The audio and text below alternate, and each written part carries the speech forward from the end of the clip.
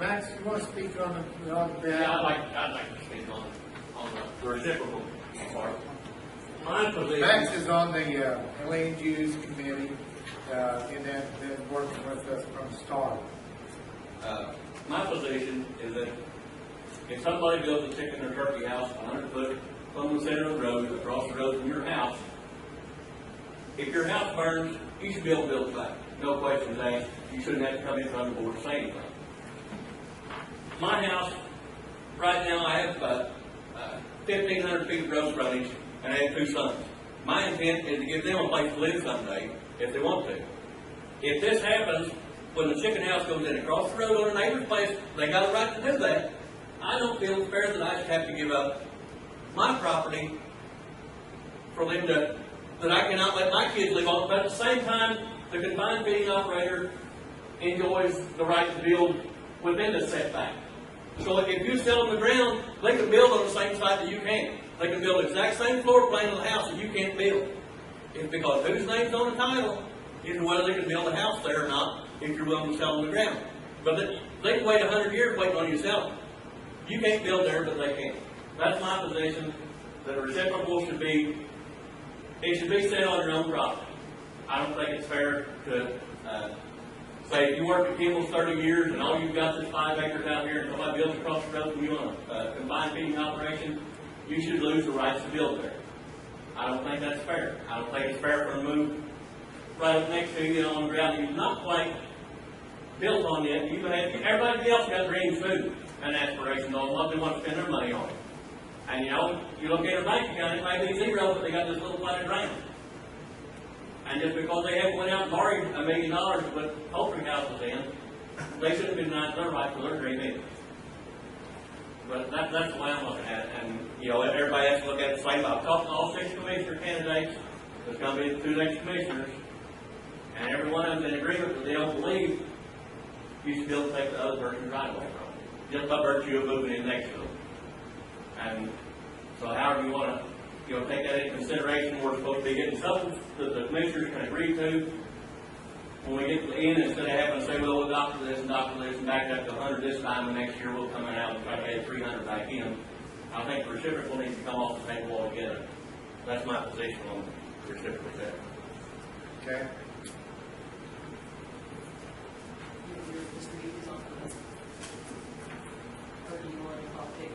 Well, I'll just say for interest in that,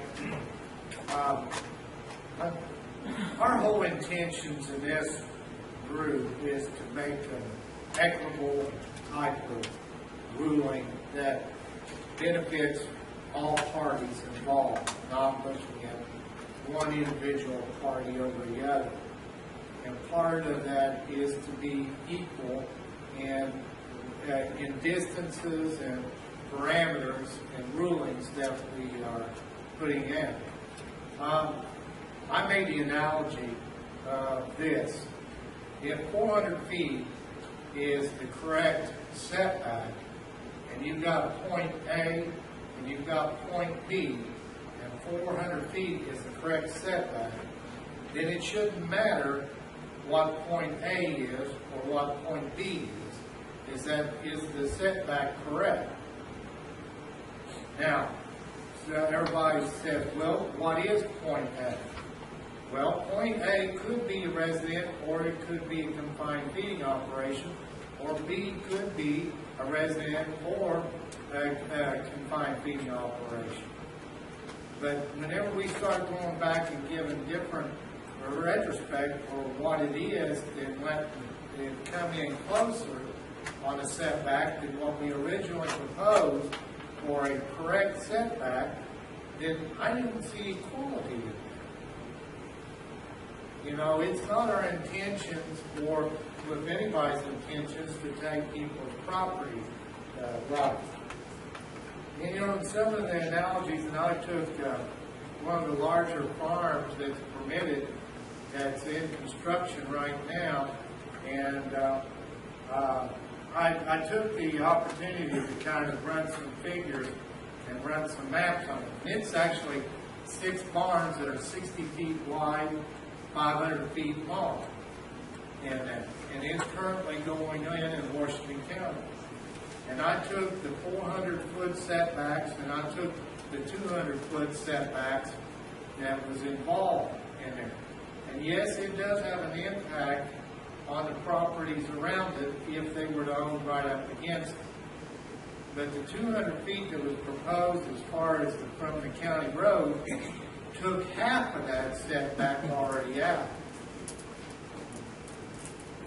In fact, at one time it proposed that it was going to impact with a single building or two buildings, going to impact about 66 acres. This building right here and this plan that they've got, the way these are set up, the whole project entails, if you take with all the setbacks, is a total of 53.03.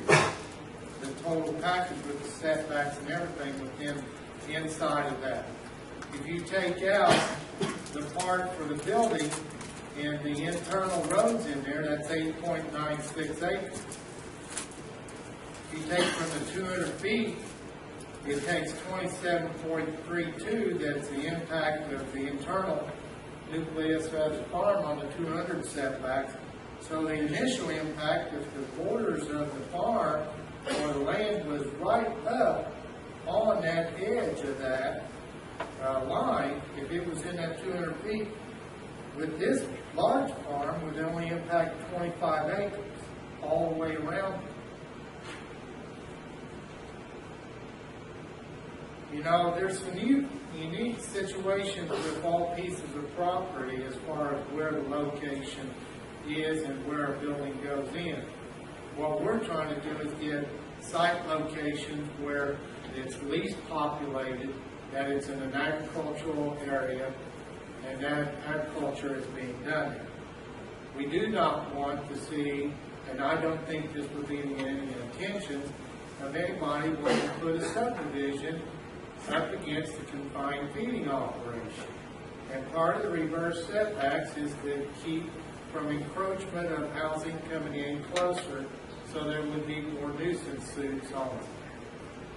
So we're trying to be proactive in what we address on the reciprocal setbacks. So, I mean, if the setback is a correct setback, then it should work both ways.